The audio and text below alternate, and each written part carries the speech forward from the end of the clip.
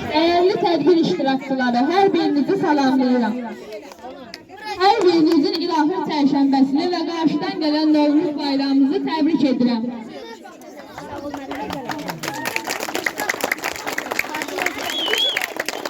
Məclisimizi Azərbaycan Respublikasının dövlət himni ilə açıq elan edirik.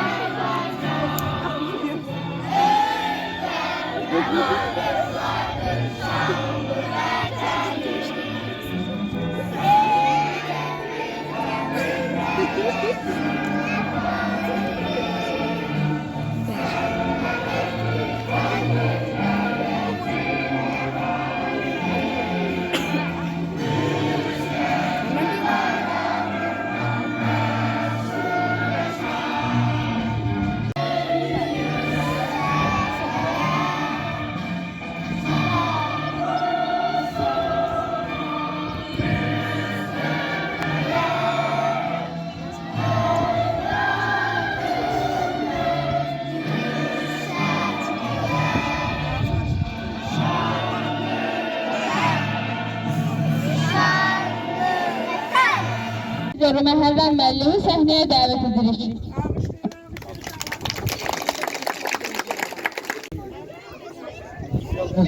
Nəzərə alalım ki,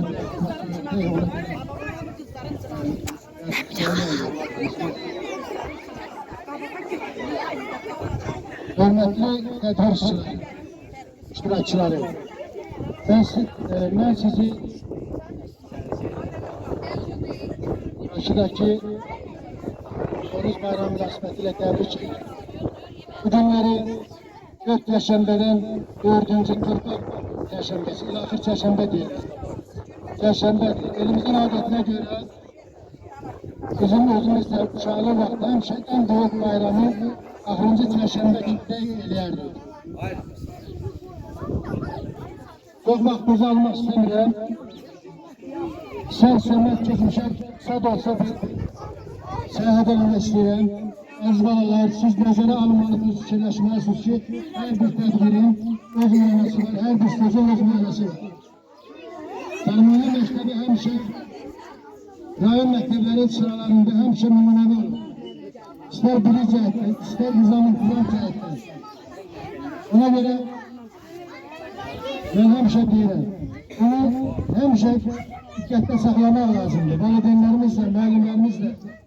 Baxmayaraq ki, uşaq sayımız müsbət olsa azdır. Bu rahatlığı, azadlığı onlar verirlər. Onlar fiziki bizim içərimizdə olmasalar da, onların ruhu bizim qəlbimizdə, ürəyimizdədir. Gəlin hamılıqda onları bir dəqiqə sükutla yad edək.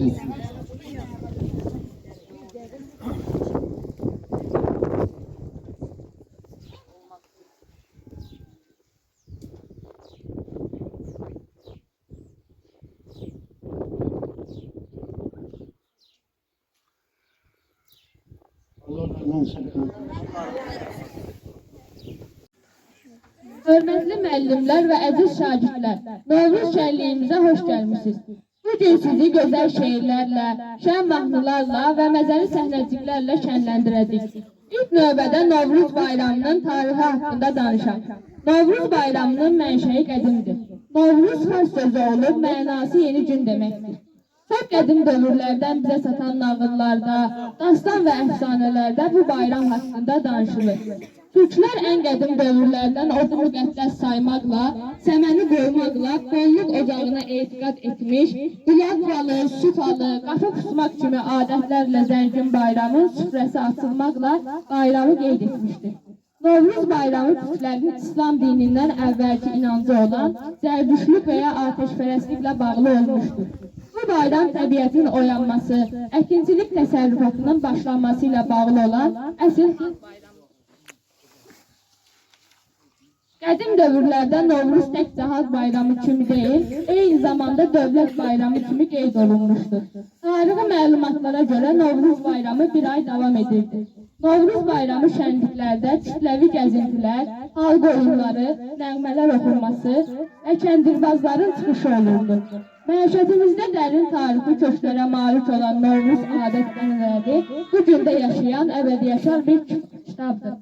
Yaz fəsli gəlişi ilə hər bir evə sevinç, ruzi bərəkət gətirir. Canlanan təbiət sanki qış libasını atıb, daha əlvan, göz oxşayan bir geyimə bürünür. Tək-tə qarı əriməyə başlayan dağ yamaclarında, qarın altından baş qaldıran Novruz gülü, bənövşə, ağ, qırmızı, sarı rəngli adı bilinməyən güllər, soyuq ölkələrdən dəstə-dəstə uçub gələn qaranquşlar baharın müjdəçiləridir. Novruz bayramının özünə məxsus simvolları var ki, bunlardan biri də elə bahar qızıdır. Gəlin alqışlarla bahar qızını səhnəyə dəvət edək.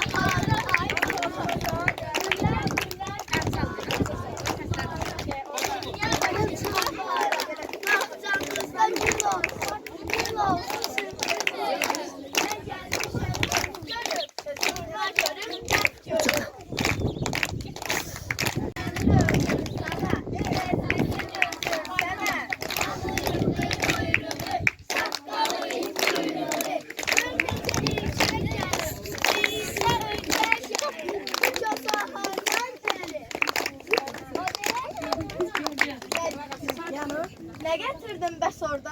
Alma. Almanı neynedin? Sattım. Pulunu neynedin? Öküz aldım. Öküzü neynedin? Ay soruşmasaydın olmayacaktı. Sakalım yel vurdu. Uçtu düştü derye. Ay çasa ne oldu sen? Ay çasa. Şu baş mı? Seni öldüler. Düşmanların üstüne. Yürüyen ay köprüde. Yaklıdır kolları mercanlıdır.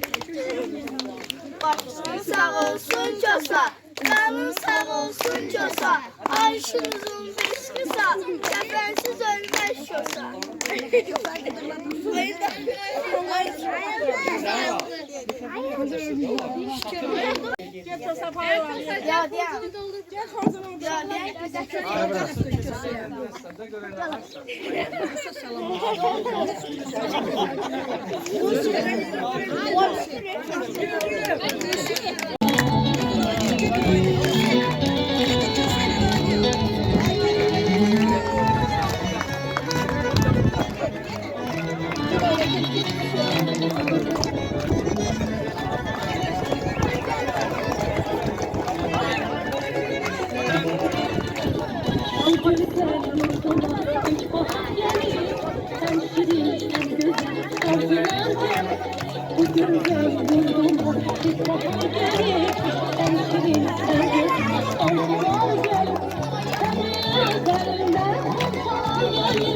Novruz bayramımız mübarek olsun. Novruz bayramımız mübarek olsun. Novruz bayramımız mübarek olsun.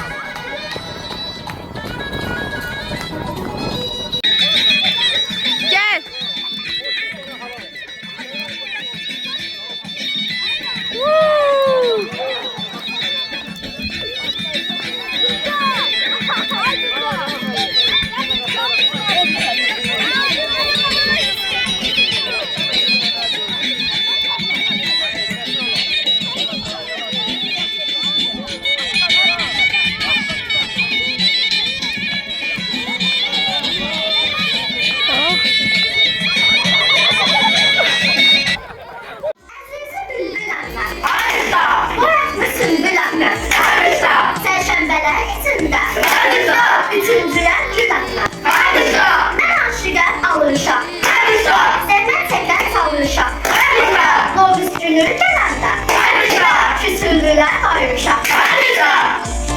Mən digər üzülərə qara üzlər süzülər. Uzun süfrəsi 7 nemət düzülər. Nasıl gəməli? Suladın lap səməli. Novruzun nişanəsi səməli deyil səməli.